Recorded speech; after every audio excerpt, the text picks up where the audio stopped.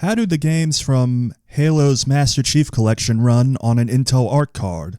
Stay tuned to find out. Halo Combat Evolved was released almost 22 years ago.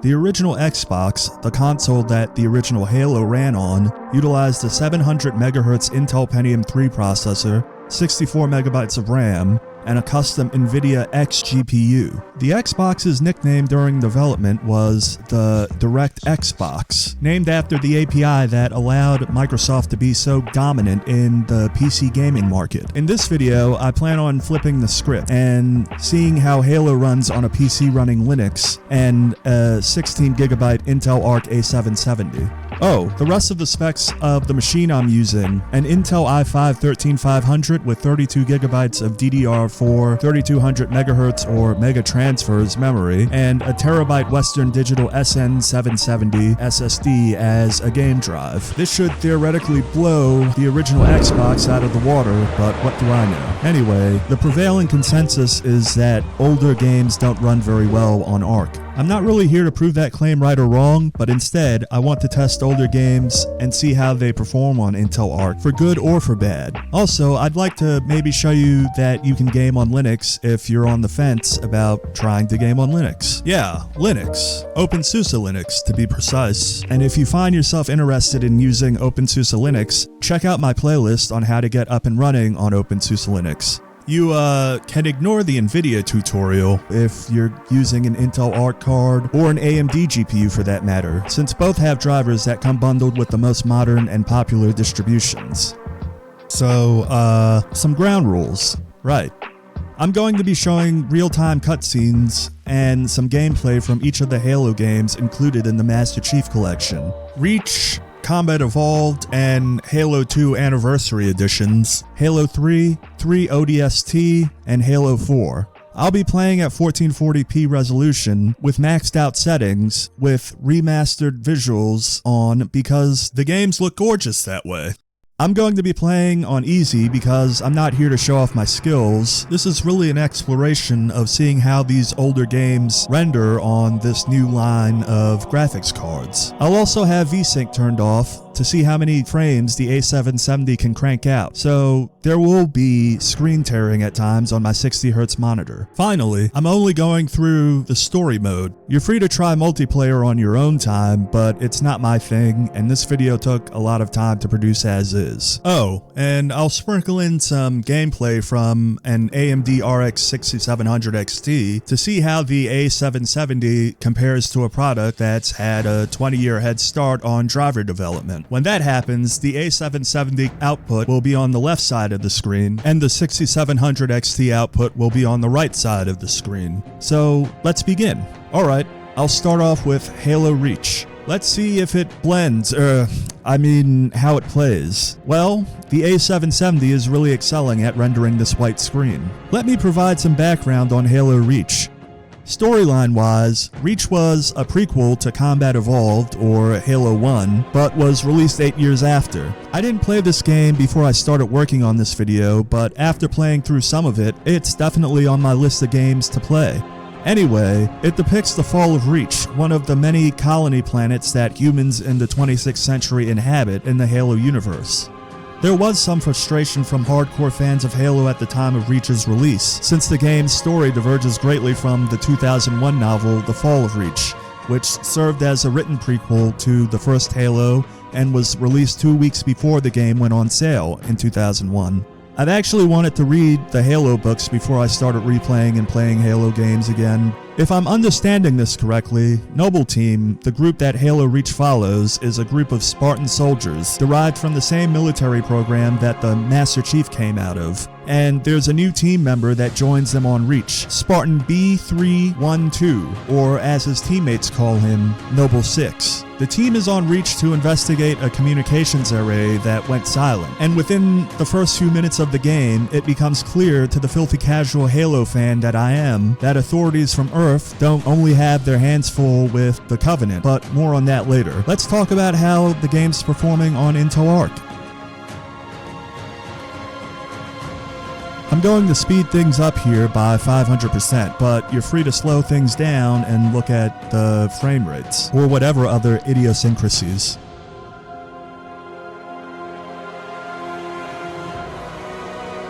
I'm going to speed things up here. Gameplay will start at around 5:23.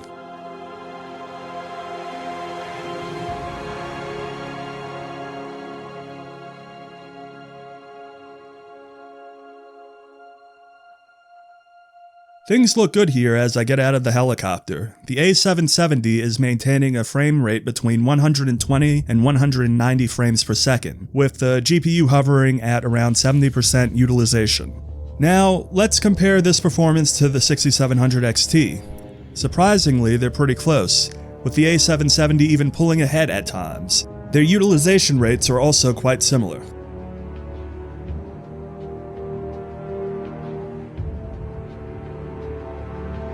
I tried having Noble 6 land in the fire pit to see how rendering would compare, and once again, the A770 and the 6700 XT trades blows.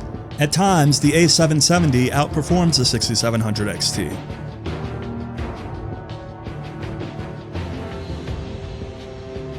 You can also see that there's an issue with the rendering of the shaders in that structure off in the distance.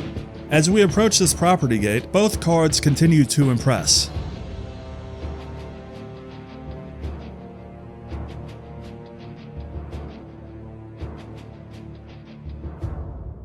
While running towards this mountainside house and down the steps, it's clear that the A770 holds its ground.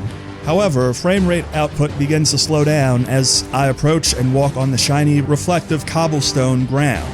It's interesting to note that having a meal in view doesn't significantly affect the frame output, as both the A770 and the 6700 XT perform well.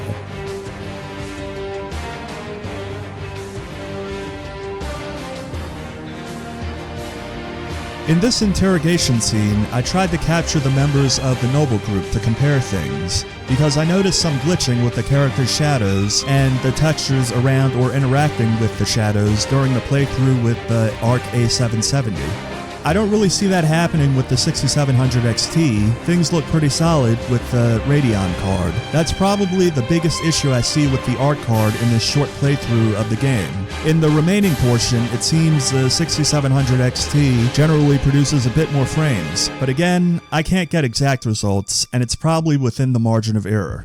Also, with these cards pumping out large amounts of frames and both having their on-chip encoders used, there's probably about a reduction of 20 to 30 frames at any given time. Keep in mind that overall, the 6700 XT is considered about half to a full tier ahead of the A770, depending on the game. Not to mention, the A770 was a bit slower than the RTX 3060 and RX 6600 XT when it was first released. I'll end with some visuals from the first encounter with the Covenant in the game. Overall, on Halo Reach, the A770 holds up pretty well against the 6700 XT, though that shadow issue makes things shaky. Halo Combat Evolved, the granddaddy of all Halo games. You might say that Combat Evolved was the Halo product for the Xbox. After the fall of Reach, a ship fleeing from the assault exits slip space to discover a giant ring world in regular space. So, for this glimpse at how the A770 handles Combat Evolved, I'm going to go through the assault on the control room level. Only a few seconds in, and there's an issue. I'll pull the Arc version of this grunt out so that you can see it. It seems the light mapping for this grunt isn't rendering properly on the A770 playthrough. And now, a few seconds later, UNSC dropship also seems to be suffering from the same problem on the A770. Otherwise, things look great on Arc, and we start off at over 200 frames per second and drop down to a minimum of 175 frames.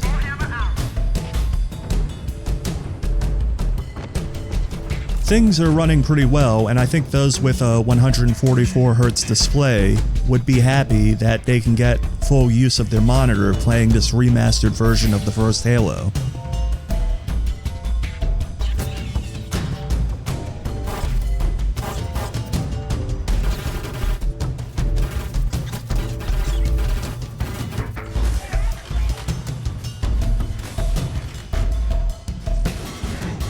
Again, there's a suspiciously dark grunt rendered by the A770, but everyone but the elites look like that on the 6700 XT. So this could be a Proton or some other translation tools problem. This could also be because the game is in a dark chamber right now. The 6700 XT is consistently rendering about 100 more frames per second than the A770 here. Running around this chamber, the A770 stays at around 200 to 230 frames per second.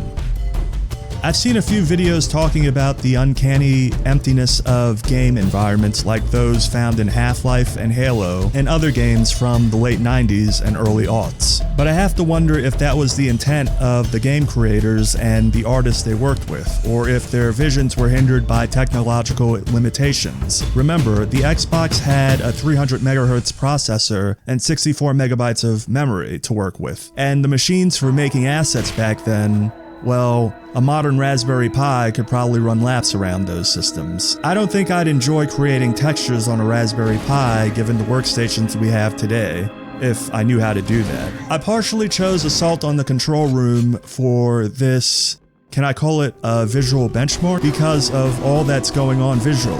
The Covenant worshipped the Forerunners, and maybe the Forerunners knew that inhabitants of the galaxy would find the structures they left behind sacred. And maybe the Forerunners anticipated this and wanted to set up their own version of nuclear priesthood on the Halo installations. While the artists of the Anniversary Edition refrained from adding physical embellishments to the various chambers and corridors the Master Chief traverses, they brought life to these otherwise sparsely adorned environments from the original game through the use of elegant and intricate geometrical patterns coupled with skillful lighting.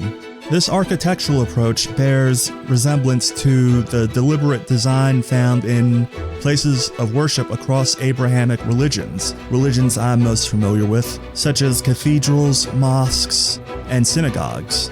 In these religious structures, carefully crafted geometrical patterns have historically played a role as both integral architectural and decorative elements. In the case of the enclosed spaces in Combat Evolved, this design choice effectively conveys a sense of reverence or the desired ambiance the Forerunners aim to instill in the future inheritors of the Milky Way galaxy. But enough of that, am I right?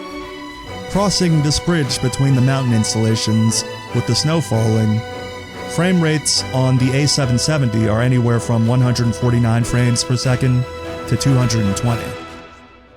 Now on to Halo 2 Anniversary.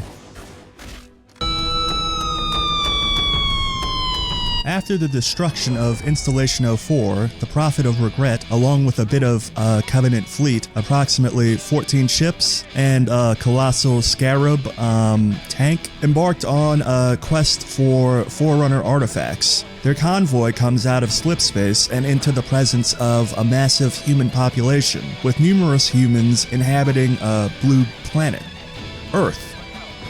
The early gameplay of Halo 2 immerses us in what's known in the Halo universe as the Battle for Earth, which starts with the Covenant trying to take Mombasa, Kenya. In this segment, I will explore the sections from the Outskirts and Metropolis levels. These portions predominantly feature outdoor open spaces. In the early part of Outskirts, the first level featured in this video, the A770 trails behind the 6700 XT at 1440p for the most part. Although frame output remains okay, there are moments when the Arc card's frame rate drops to around 90. While the game still looks great, it may not fully maximize the capabilities of a high refresh monitor. Additionally, you might miss out on the benefits of reduced input latency or the optimal fluid experience for this nearly decade-old remaster on Intel's top Alchemist card running on Linux. However, there's hope for improvement as Intel continues to release driver updates. I should note that I'm assuming there's no bottleneck caused by software like Proton affecting the Arc card's performance, as this seems unlikely considering the 6700 XT manages to produce 20 to 60 more frames per second in this part of the game. Oh, and have you ever noticed the resemblance between Master Chief and RoboCop? Despite a significant time gap between their stories and the inception of both IPs, roughly 15 to 17 years apart, it's worth exploring the idea that the earlier one may have influenced the latter. Early RoboCop concepts called for a 7-foot-tall, nimble super cyborg cop, which sounds a lot like a certain helmeted super soldier we all know. Another thing that Halo's creators could have borrowed from the original RoboCop idea was the concept of both RoboCop and Master Chief being humans enhanced by science. And although they don't wield the same gun, the three-shot twist brings order to situations in both Detroit in the near future and in Mombasa 500 years in the future. I could be wrong, but it's a thought that certainly deserves consideration. The truth may indeed be out there. Let's transition to Metropolis. This level offers straightforward gameplay. In its initial part, you drive a Scorpion tank in a straight line and blow things up. It's set outside in a city environment, complete with static. Oh, I know what the ladies like. Clear weather conditions and primarily static graphical assets, at least in the backdrop that you're advancing toward. A front drop? Of course, you'll encounter the occasional phantom dropship, a good amount of ghost hover cycles, and banshees that welcome you at the toll plaza before entering a tunnel. Oh, and here's a puzzling sight. Soldiers perched on the corners of this Scorpion tank. With all of the aforementioned hazards and a giant walking beetle tank thing that shoots what appears to be plasma, is this the safest thing to do? During this playthrough, the AMD 6700 XT maintains a consistent 30 to 60 frames per second advantage over the A770, while the Intel flagship occasionally dips below 100 frames per second.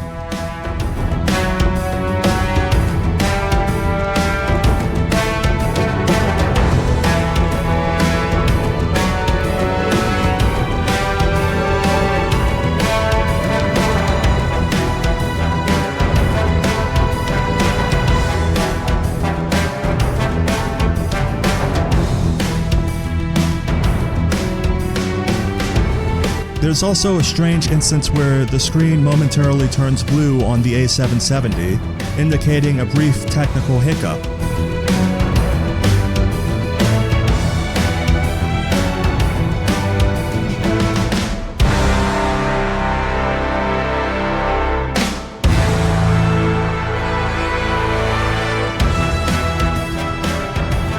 Alright, now for Halo 3.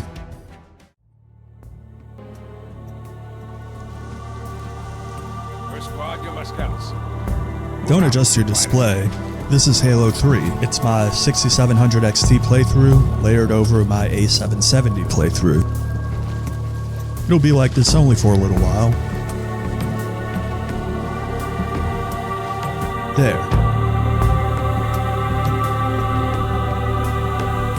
In a substantial portion of this micro playthrough, the A770 falls behind the 6700 XT by anywhere from 30 to 100 frames per second. But there's more to the story. Halo 3 performs exceptionally well on both cards, better than Combat Evolved and 2. I guess this might be since it's not a remaster yet. This part of the game is the Sierra Alpha level, set in a lush jungle with abundant greenery and water to traverse.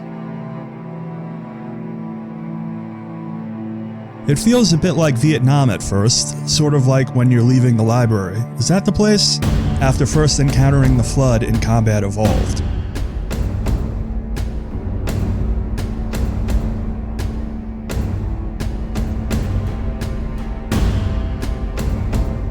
Much of the A770 gameplay maintains a smooth 144 frames per second, and when the action intensifies along a creek with Covenant grunts and elites, frame rates drop to as low as 110 frames per second.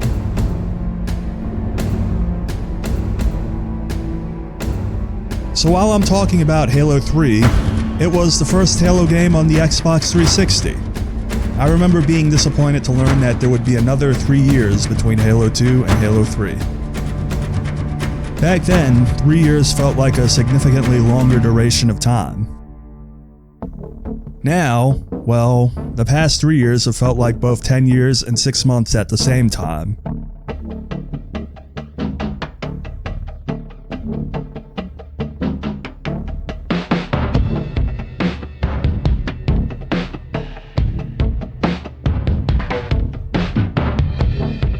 Here's a fun fact. The Xbox 360 system development kit consisted of a Power Mac G5.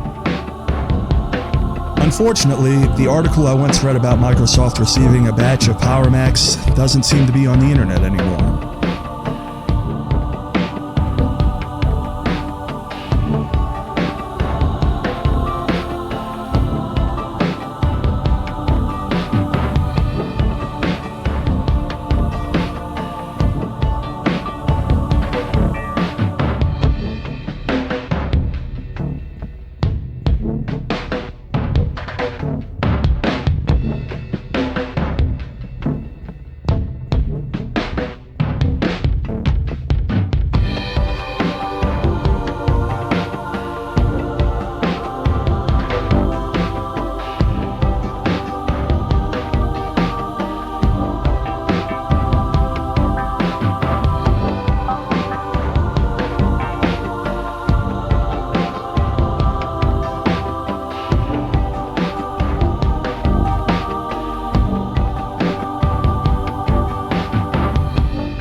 Now, let's move on to Halo 3, ODST, or something.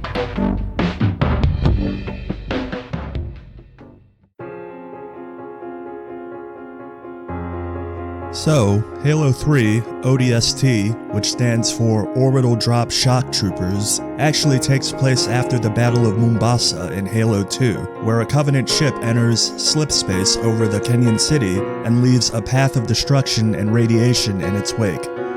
So, the game is called Halo 3, but takes place during the events of Halo 2. Alright. The visuals in the initial cutscenes don't seem to be anything to write home about.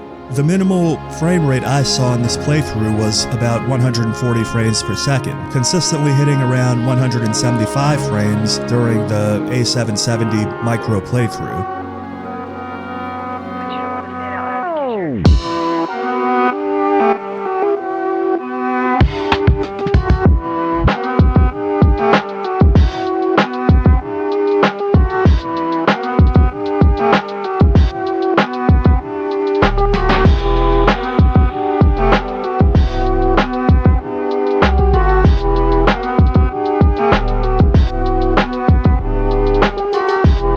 To be honest, my initial impressions of this game aren't good. The graphics of the introductory cutscene and the seemingly open world, which, as you can see, I'm just sort of running around like a lunatic, isn't leaving a good impression on me. I've seen some people say that Halo 4 doesn't feel like a Halo game, but this game really doesn't feel like a Halo game. There's a bit of an issue with these lit road markers rendering on the A770.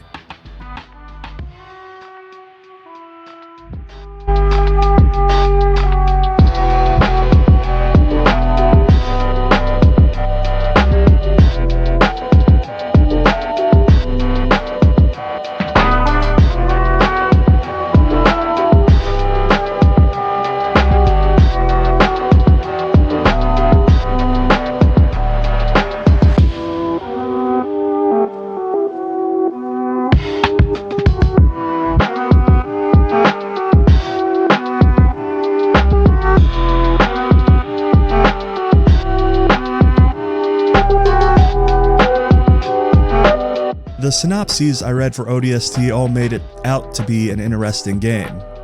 I'll give it a try at some point. Sometimes games that feel slow at the beginning, the first game that comes to mind for me is Borderlands 2, eventually turn out to be great. Forward unto Halo 4.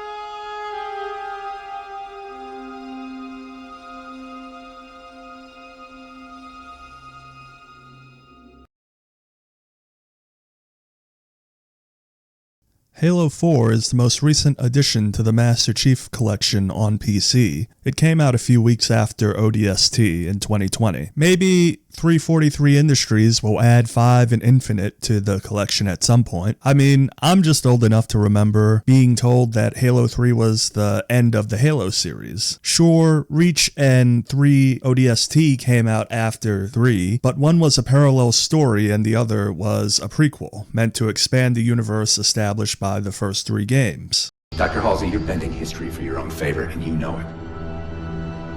You developed the Spartans to crush human rebellion, not to fight the government.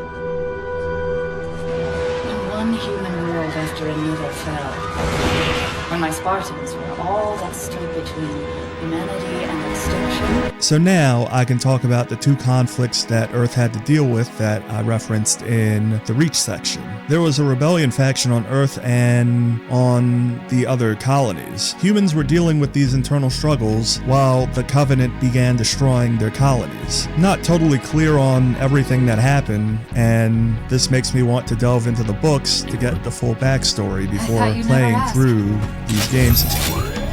We've got intrusion alerts lighting up on multiple jobs. Moving on to the intro level of Halo 4, and hopefully the rest of the game, it's remarkable how good it still looks after 12 years. Let's skip forward to the first major encounter with Covenant troops, where there's a lot happening on the screen. Initially, things look great on the A770 for those with 144Hz displays. But there are points during the action sequences where the frame rate drops below 120Hz, and at one point it even hits 90 frames per second.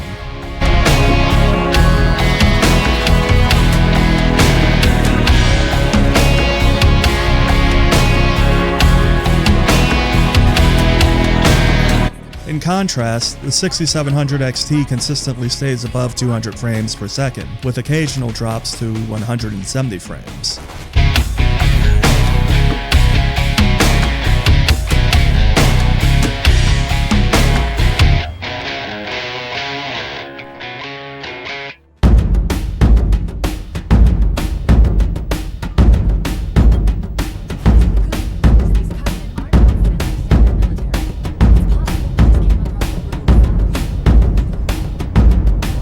Halo 4's visuals kind of makes me think of what I've seen of the new Doom game's visuals. The new Doom came out 4 years later in 2016.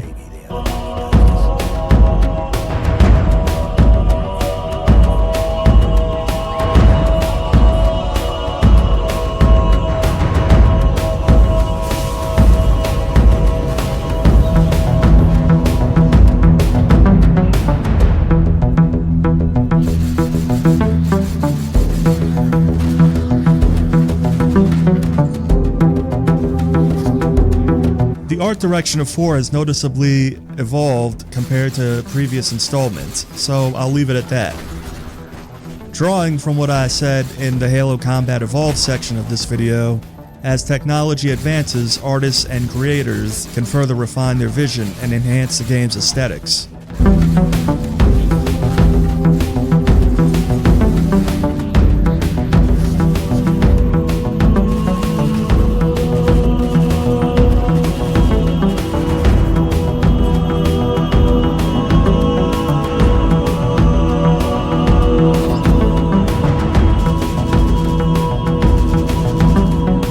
Okay, now to wrap things up. So, it's clear that Halo runs smoothly on the combination of Intel Arc graphics and OpenSUSE Linux. While I did encounter some issues with rendering and shaders, they appeared to be minor. Based on my experience with these small samples, it's safe to say that these games are playable on Linux with an Intel Arc A770 at least. The performance might not scale in a linear fashion as you move down the Arc lineup, but the A580, A750, and A770 perform within about 25% of each other, according to TechPowerUp's GPU database. The A580, which is the most budget-friendly option among them, is currently priced at around $180, and you'll likely have a decent experience playing these games at 1440p on that card. If you're aiming to play these games on something like an A380 at 1440p, it's hard to predict the exact performance. But if I could make an educated guess, you should anticipate maybe 30 FPS at 1440p with max settings in all of these games at a minimum, especially considering the A380's price point, which hovers around $100 at the moment. The A380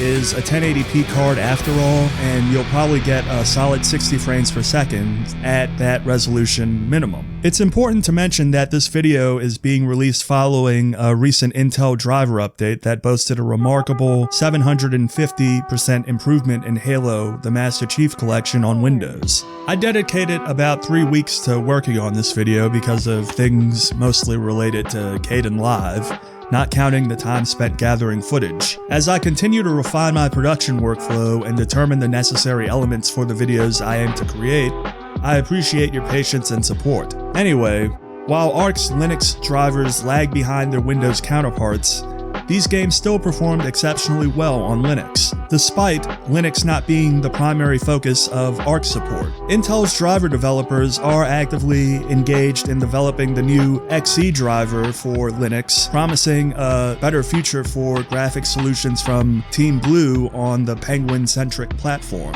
This XE driver will have implications for the support of Arc Alchemist and Battle Mage, expected to launch in the second half of next year, as well as Meteor Lake's XE iGPU, set for release in about 5 weeks. All in all, these games performed impressively on the Linux and Arc A770 combo. I hope this begins to shed light on how well Arc can handle popular older games, such as those found in the Master Chief Collection, and demonstrates that gaming on Linux is a viable platform for many. I'll be returning soon with a new collection of older games on Linux using Intel Arc. Until next time.